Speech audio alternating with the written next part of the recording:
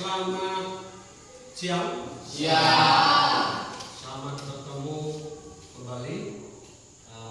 Perkenalkan saya guru mata pelajaran pendidikan agama Katolik. Nama saya Rianto Yenius. Saya asli Putra Hayat Siam. Sama ya? Sama. Artinya bahasanya. Hari ini kita tidak mempelajari tentang pelajaran pendidikan agama Katolik, tetapi saya mengajak kita untuk membuat suatu karya, yaitu proyek tentang pengolahan sampah. Ya, jadi kita akan melakukan satu karya berkaitan dengan apa yang ada di sekitar lingkungan sekolah kita. Tentu saya yakin Anda semua kenal yang namanya sampah. Ya. Nah, pengolahan sampah itu ada dua. Hari ini saya mengajak kita untuk memilah atau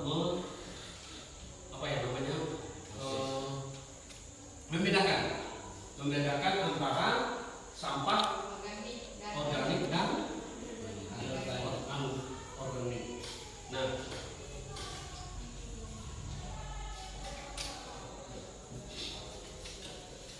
Nah, apa sih sampah itu?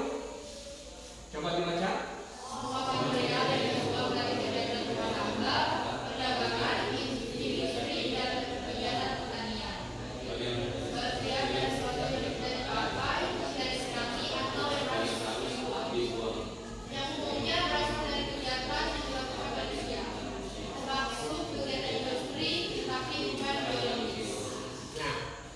Sudah jelas kan?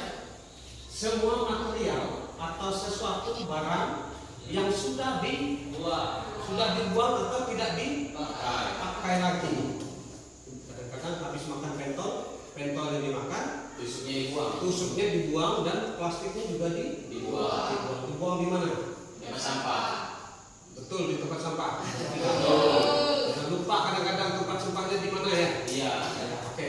Nah, kadang-kadang juga manusia sering mengalami kelupaan, ya, lupa-lupanya. Akhirnya sadar sampah malas. Nah, akhirnya sumpah sembarangan. Jadi semua material yang dibuang dari kegiatan rumah tangga, perdagangan, Pak Pentol tadi ya, industri yang bagaimana? Industri itu adalah satu pabrik-pabrik ya, pabrik-pabrik. Kemudian kegiatan pertanian, ya, kebun-kebun, hasil dari kebun kadang-kadang mengalami pembusukan di pasar, nggak laku. Nah, itu juga mengalami sampah. Nah, bagian dari sesuatu yang tidak dipakai dan tidak disenangi atau sesuatu yang harus dibuang, gitu ya. Oke, itu pengertian sampah. Nah, kemudian sampah terdiri ada dua. Ada sampah domestik, yaitu berasal dari rumah tangga dan pemukiman. Ya. Kemudian sampah non domestik berasal dari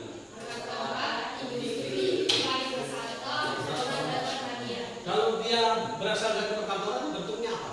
Sampahnya kertas, gitu ya, pulpen, tinta, banyak gitu ya, alat perkantoran.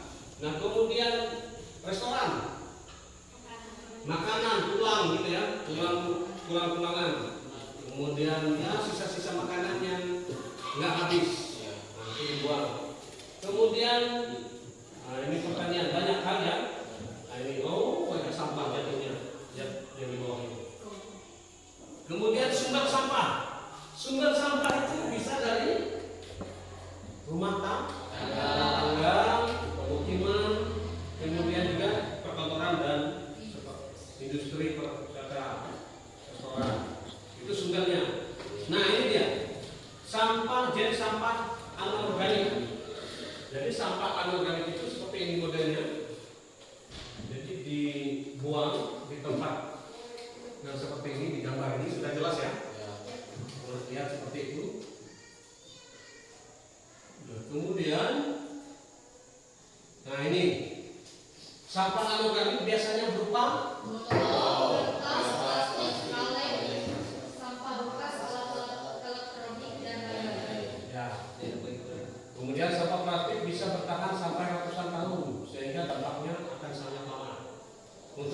mengatasi masalah sampah organik dapat dilakukan 3R. Apa itu 3R? Pernah dengar? Belum. Nah, sekarang dia tahu ini. Apa itu? Apa itu 3R? Reduce, and recycle. Nah, ini dia artinya. Nah, ini reduce itu adalah mengurangi sampah. misalnya Membawa tas kantong pada saat berbelanja disarankan membeli produk isi ulang atau tidak membeli barang sekali pakai. nah, itu reduce. Nah, kemudian Kegiatan menggunakan kembali, misalnya menggunakan kertas bekas untuk catatan memo atau membeli produk berupa botol yang dapat digunakan kembali. kan ternyata sampah itu banyak masih bisa didaur ulang. Kemudian ini Rachel, kegiatan mendaur ulang, misalnya memanfaatkan bahan bekas untuk pot, kembang, mengumpulkan kasus gantungan beras pada kertas buat dijual ulang, sampah atau pengurus berpartisipasi dalam kegiatan bank sampah dan lain-lain. itu 3R. Ya, ada reduce, reuse, dan recycle. Nah, 3 langkah itu sebenarnya bisa kita lakukan, ya, seperti ini.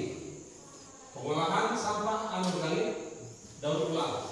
Ini sering kita temukan di bak-bak sampah, ya, penumpukan sampah di satu tempat, namanya TPS ya, tempat pembuangan sampah. Setelah TPS apa? Yang terakhir, oke? TPA. Kalau kubur apa namanya? TPU, tempat penguburan umum, tempat pemakaman umum. Kalau dia sampah, tempat pembuangan akhir. Ya. Nah, ini pengolahan sampah bungkus kemasan bisa diolah menjadi sebuah tas, menjadi sebuah ini. Ini semua didaur ulang yang sedemikian rupa sehingga menjadi menarik. Nah, kadang-kadang sampah kalau bagi kita yang tidak kreatif itu menjadi sia-sia saja. Tetapi bagi orang yang kreatif jadinya seperti ini ya.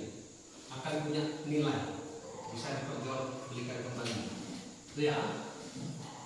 Nah, ini pengolahan sampah kaleng minuman bisa jadi apa?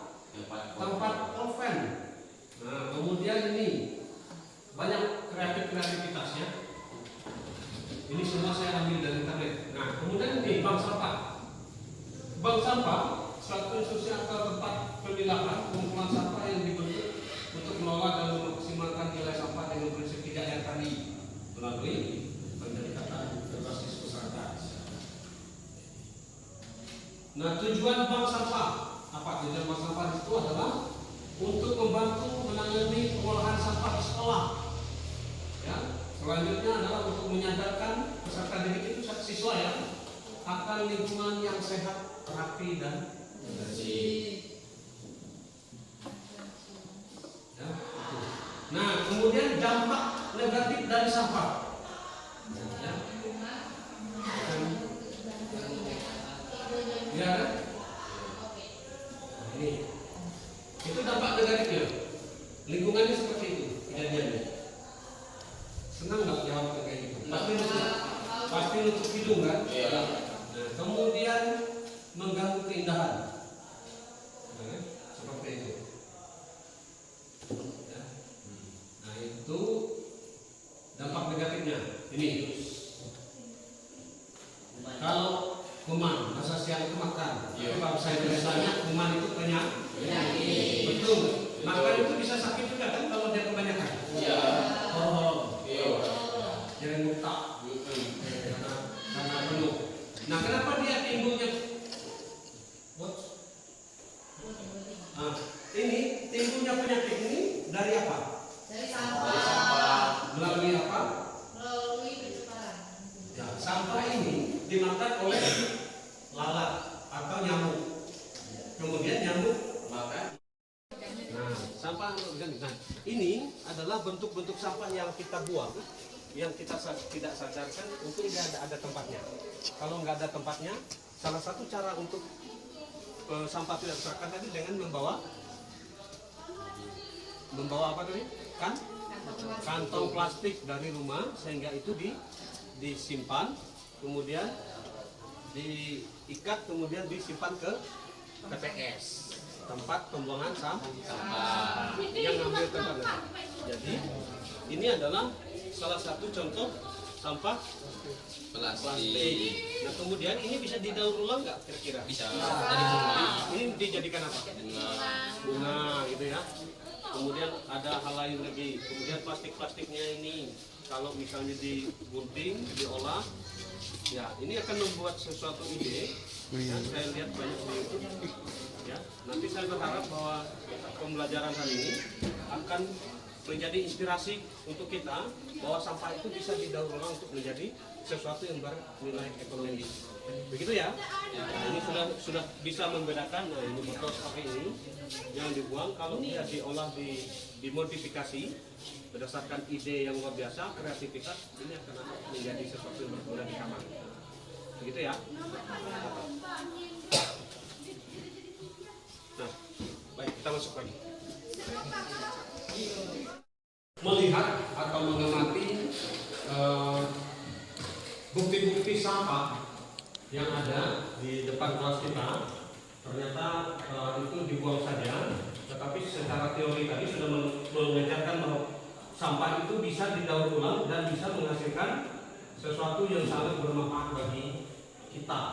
Itu ya, salah satu contoh pipet minuman tadi bisa digunakan untuk apa? Untuk bunga yang seperti yang ada di ruangan kelas kita ini, ya. Ini adalah bentuk kreativitas yang membuat mata kita juga enak untuk memandang itu, gitu ya. Dan kemudian secara teori tadi banyak hal dampak-dampak negatif dan positif yang ada. Nah, saya ingin mengajak kita berefleksi tentang pengolahan sampah. Kira-kira setelah Anda mengetahui teori-teori penggunaan sampah daur ulang ini, ada sesuatu yang ingin dicapai ketika pulang dari sekolah ini? Tindak lanjutnya kalian mau ngapain tentang sampah yang ada di rumah?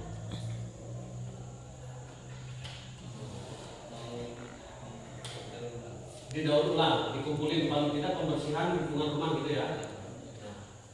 Di sampah-sampah di rumah bentuknya apa saja? Plastik, botol, Sampah kemudian sayur, sampah sayur, kertas, bungkus rokok ya, yang betul, bungkus rokok. Bungkus rokok itu kalau bisa didaur ulang, disimpan disatukan lalu kemudian dibuat tempat, menjadi tempat pembuangan abu rokok itu bisa. Ya, menjadi semacam asbak gitu ya. Kalau dilengketin di ini malah lebih mantap dia, gitu ya. Masih bisa diulang. bisa